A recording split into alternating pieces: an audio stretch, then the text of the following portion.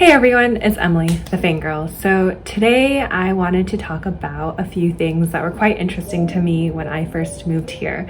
It's a compilation of these kind of random questions I've been asked. If you're interested in tech, travel, and what it's like being an expat here in Singapore, don't forget to click that like button and subscribe. I think there are a few questions here that I got asked that I thought were kind of like, oh, I will tell you what exactly those questions are. So many people like to ask me, oh, how much is your rent? Like, you know, even my Grab driver, when he found out that I was renting from the condo that I'm in, a lot of people ask me what my rent is. I'm quite open with like how much I pay for my rent, which is roughly like $14.50, and it's something that, you know, I found to be a good price. It's something and somewhere in a really good location. They probably thought that it was definitely overpriced, because looking back on it now, when I was living in co-living spaces, it was quite expensive. You're obviously paying a premium because they're managing everything for you. Now that I live in a condo, we did most of the vetting ourselves with the agents. It's definitely a more manageable and reasonable price. I also get asked a lot about how old I am, which honestly, I don't like getting asked what my age is, especially in a professional setting. I think it's quite rude. I don't think people should know what my age is. If it's with friends, I'm more than happy to tell you. I don't really mind, but I don't like it when people at work will ask me this, especially if I don't know you that well, and it makes me feel like you are sizing me up based on my abilities because of my age. I thought that was quite an uncomfortable question that I was asked. I generally say now, like, you know, old enough not to tell you that. Oh, you know, just 21, right? So I'll say like numbers that don't really make sense, or I'll like, you know, laugh it off. I think that like asking someone's age, like you should never ask a woman her age.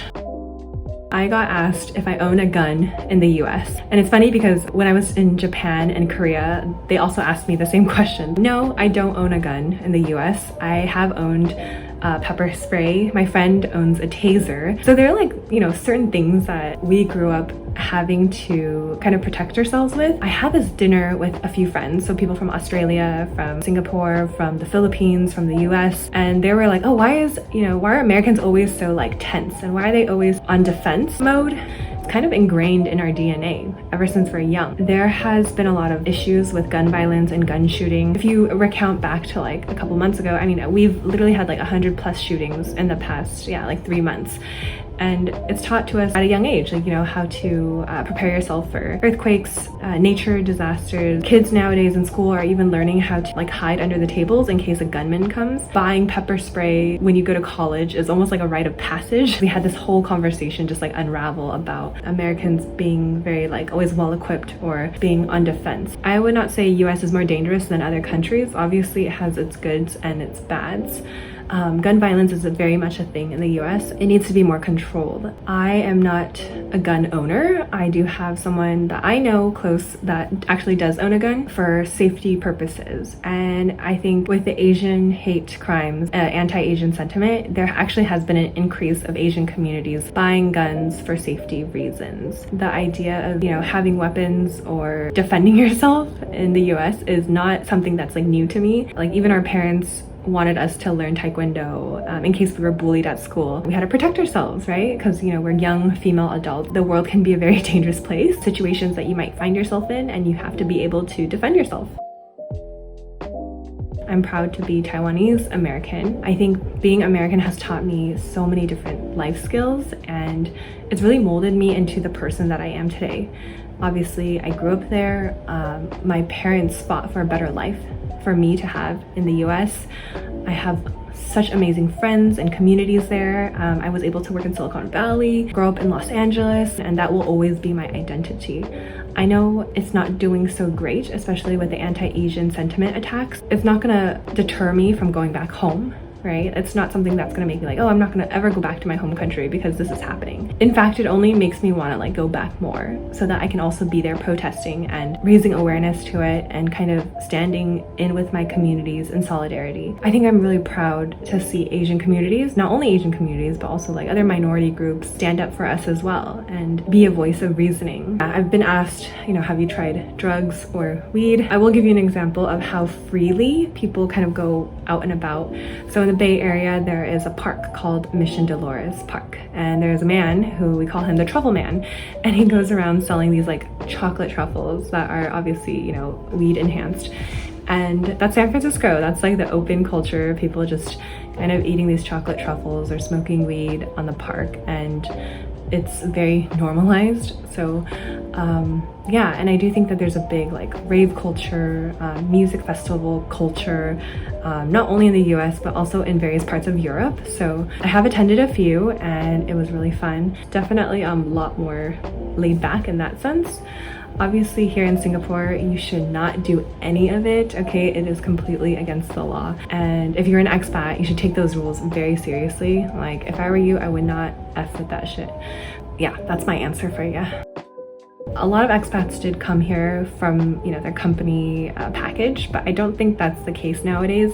I think a lot of expats kind of come here on their own, or they find jobs here, and you know, they work for like local Singaporean companies or Singaporean startups. It really depends on like their base pay and their bonuses. But I will say that, yeah, expats, obviously some of the executives are probably really well paid. Some of the ones who established their businesses here, I'm pretty sure like, you know, those are like the high money makers. But one thing I do want to caution is that perception is not real sometimes, right? Like someone who seems to be rich doesn't mean that they are. Just because someone is an expat, it doesn't mean they're rich, because you could be making a lot of money and be blowing it all on random things and not saving or investing. It was funny because in the Bay Area, people are really low-key. So, you know, you could be on like the BART, which is equivalent to MRT. You could be sitting next to like probably like a multi-millionaire who works at a tech company, or who is the CEO of a startup founder, and he's wearing hoodies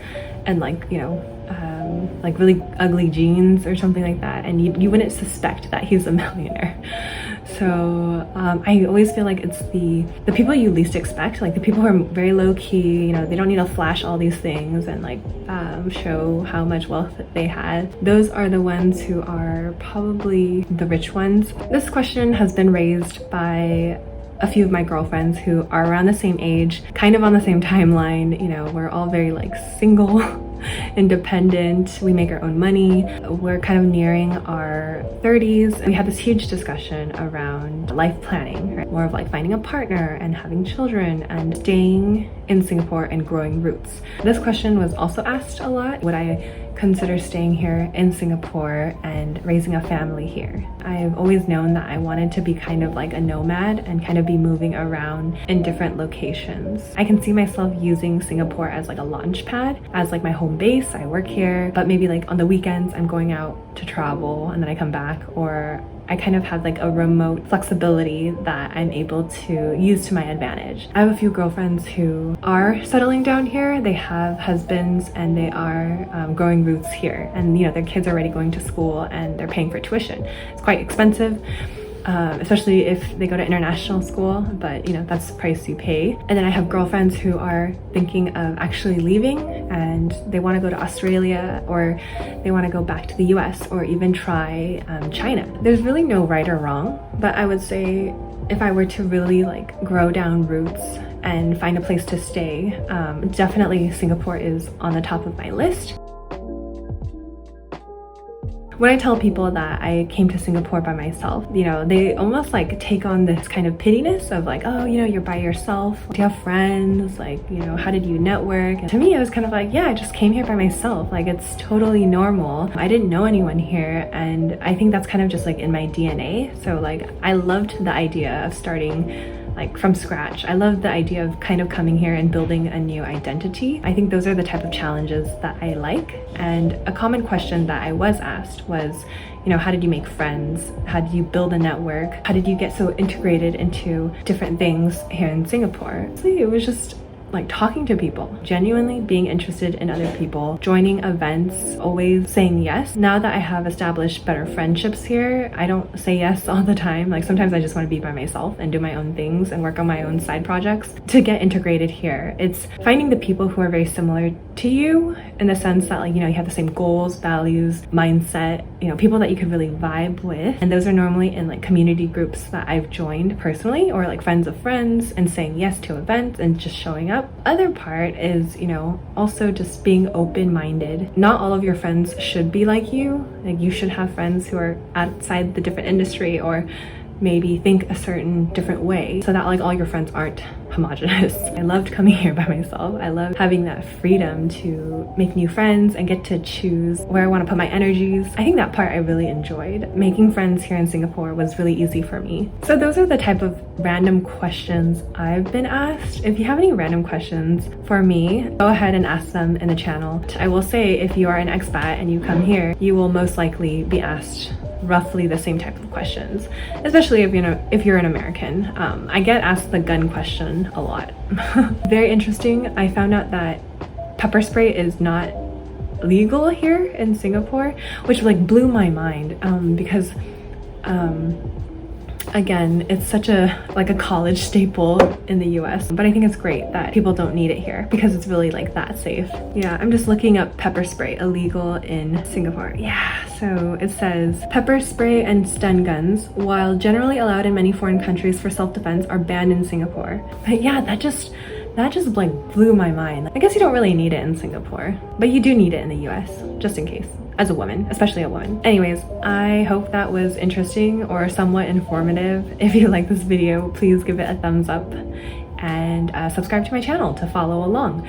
If you have any ideas of other topics that you want me to touch upon, especially if you're an expat or you're someone looking to move into Singapore, let me know what your thoughts are and how I can help. Anyways, have a great one. Bye.